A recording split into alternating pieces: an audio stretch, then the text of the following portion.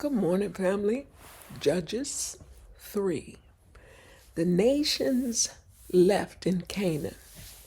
These are the nations that the Lord left in the land to test those Israelites who had not experienced the wars of Canaan. He did this to teach warfare to generations of Israelites who had not experienced in battle, who had no experience in battle. These are the nations: the Philistines, those living under the 5 Philistine rulers, all the Canaanites, the Sidonians, and the Hittites living in the mountains of Lebanon, from Mount Baal Hermon to Lebo Hamath. These people were left to test the Israelites to see whether they would obey the commands the Lord had given to their ancestors through Moses. So the people of Israel lived among the Canaanites, Hittites, Amorites, Perizzites, Hivites, and Jebusites, and they intermarried with them. Israelite sons married their daughters, and Israelite daughters were given in marriage to their sons, and the Israelites served their gods. Othniel becomes Israel's judge. The Israelites did evil in the Lord's sight. They forgot about the Lord their God, and they served the images of Baal and the Asherah poles. Then the Lord burned with anger against Israel, and he turned them over to King Cushan Rishathaim of Aram Naharaim. And the Israelites served Cushan Rishathaim for 8 years. But when the people of Israel cried out to the Lord for help, the Lord raised up a rescuer. The Lord raised up a rescuer to save them. His name was Othniel, the son of Caleb's younger brother, Kenaz. The Spirit of the Lord came upon him, and he became Israel's judge. He went to war against King Cushan Rishathaim of Aram, and the Lord gave Othniel victory over him. So there was peace in the land for 40 years. Then Othniel, son of Kenaz, died.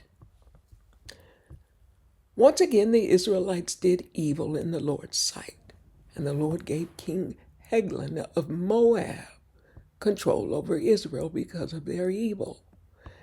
Eglon enlisted the Ammonites and Amalekites as allies, and then he went out and defeated Israel, taking possession of Jericho, the city of palms. And the Israelites served Eglon of Moab for 18 years. But when the people of Israel cried out to the Lord for help, the Lord again raised up a rescuer to save them. His name was Ehud, son of Gera, a left-handed man of the tribe of Benjamin. The Israelites sent Ehud to deliver their tribute money to King Eglon of Moab. So Ehud made a double-edged dagger that was about a foot long, and he strapped it to his right thigh, keeping it hidden under his clothing. He brought the tribute money to Eglon, who was very fat. After delivering the payment, Ehud started home with those who had helped carry the tribute. But when Ehud reached the stone idols near Gilgal, he turned back. He came to Eglon and said, "I have a secret message for you." So the king commanded his servants, "Be quiet," and he sent them all out of the room. Ehud walked over to Eglon, who was sitting alone in a cool upstairs room, and Ehud said, "I have a message from God for you."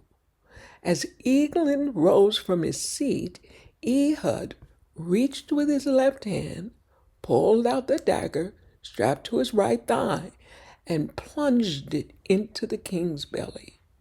The dagger went so deep that the handle disappeared beneath the king's fat.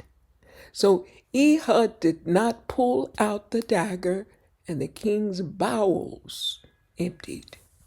Then Ehud closed and locked the doors of the room and escaped down the latrine. The latrine. After Ehud was gone, the king's servants returned and found the doors to the upstairs room locked. They thought he might be using the latrine in the room, so they waited. But when the king didn't come out after a long delay, they became concerned and got a key. And when they opened the doors, they found their master dead on the floor. While the servants were waiting, Ehud escaped, passing the stone idols on his way to Sierra. When he arrived in the hill country of Ephraim, Ehud sounded a call to arms. Then he led a band of Israelites down from the hills. "Follow me," he said, "for the Lord has given you victory over Moab, your enemy." So they followed him, and the Israelites took control of the shallow crossings of the Jordan River across from Moab, preventing anyone from crossing. They attacked the Moabites and killed about 10,000 of their strongest and most able-bodied warriors. Not one of them escaped. So Moab was conquered by Israel that day, and there was peace in the land for 80 years. Shamgar becomes Israel's judge. After Ehud, Shamgar, son of Anath, rescued Israel. He once killed 600 Philistines with an ox goad. Chapter 4, tomorrow.